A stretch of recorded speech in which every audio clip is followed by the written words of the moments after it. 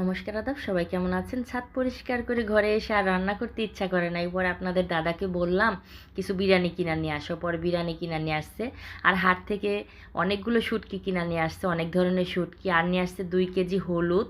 হলুদ ভাঙাবো, শেষ হয়ে গেছে হলুদ। তারপরে নিয়ে আসছে হাট থেকে ডাটা, এটা হচ্ছে মেরা দিয়া হাটের ডাটা। দেখেন কতটা সুন্দর টুকটুকে লাল। এই ডাটা দিয়ে যে কোনো জিনিস রান্না করলেই না খেতে ভালো লাগে। আর নিয়ে আসছে মুরগির বাচ্চা, ওই যে 8টা মানে 10টা মুরগির বাচ্চা কুকুরে খেয়ে ফেলছে, তারপরে আজকে আবার 4টা কিনে নিয়ে আসছে হাট থেকে। আর এখানে আজকে রান্না করি নাই কিছুই, এই যে জাল দোয়া শুকনা ডাল, তারপরে শুকনা মরিচ পুরাই নিচ্ছি, কাঁচামরিচ পেঁয়াজ আর পান্তা ভাত আর হচ্ছে ওই যে গতকালের মানে মাংসর তরকারিটা গরম করে নিছি। আর এখানে আপনাদের দাদাকে বলছিলাম ছেলে মেয়ের জন্য 2 প্যাকেট বিরিয়ানি নিয়ে আসতে, সে 3 প্যাকেট নিয়ে আসছে।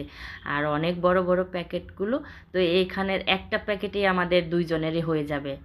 তো যাই হোক, তারপরে এই যে খাবারগুলো এখন আমি বের করে নিচ্ছি, আর ছেলে মেয়েকে ডাকতেছিলাম খেয়ে যাও। তো এই যে আপনাদের আমি প্যাকেট খুলে দেখাই, একটা প্যাকেটে অনেকগুলো খাবার। তো আমাদের মানে আমরা এত বেশি খাই না, তাই আমাদের এক প্যাকেটেই 2 জনেরই হয়ে যাবে। তো একটার ভিতরেই আছে মানে একটা সিদ্ধ ডিম আর একটা রোস্ট। তো সবগুলোতেই লেগ পিস ছিল, আর আমি এখন সবগুলোই বের করে নিলাম। তো আপনাদের এখন একটা প্লেটে ঢেলে দেখাবো। এখানে শসা আর লেবুও দিয়ে দিছে। তো এই মানে খাবারটা আসলে খুব ভালো জায়গা থেকে আপনাদের দাদা নিয়ে আসছে, আর দামটাও খুবই কম ছিল। তো যাই হোক, খাবার ভালো কিন্তু দাম কম, মানে 180 টাকা এক প্যাকেট, 180 টাকা। তাহলে বুঝেন সেই আন্দাজে খাবারটা দেখেন কতটা সুন্দর। মানে একটা বড় রোস্ট আর হচ্ছে একটা সিদ্ধ ডিম। তো আমি কিন্তু বাহিরের খাবার বেশি খাই না, রান্না করেই খাই বেশি। কিন্তু আজকে অনেক খারাপ লাগতেছিল, রোদের ভিতর অনেক কাজ করে আসছি। আর দেখছেন তো রোস্টটা কত বড়।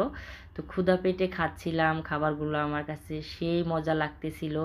সাথে পেঁয়াজ কাঁচামরিচ শসা দিয়ে খেতে সেই দারুণ লাগতেছিল, কি বলবো। তো অসাধারণ লাগতেছিল খাবারটা আমার কাছে। তো ক্ষুধা পেটে সব কিছুই ভালো লাগে, তারপরও খাবারটা আসলে অনেক মজার ছিল, অনেক মজার।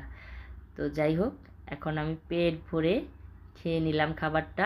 তারপর চিন্তা করলাম মাঝে মধ্যে রান্না করতে ইচ্ছা না করলে আপনাদের দাদাকে বলবো যে এই খাবারটা আবার নিয়ে আসো।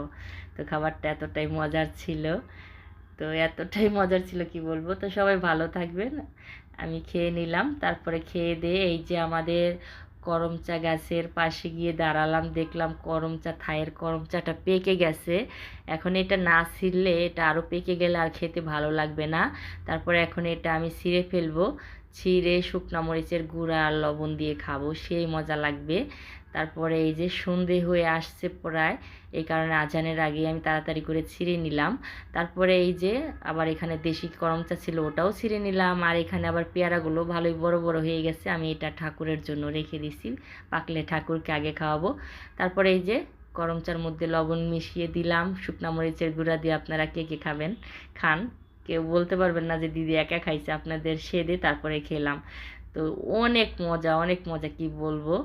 তারপরে এই যে খাবার দাবার খেয়ে সেই করম চাটা খেলাম, সেই মজা লাগলো। তো আজকের ভিডিওটা আমার কেমন লাগলো সবার কাছে, সবাই কিন্তু বৌদিকে কমেন্ট করে জানাবেন। আর একদম টক মিষ্টি, সেই মজা লাগতেছে। তো সবাই ভালো থাকবেন, সুস্থ থাকবেন।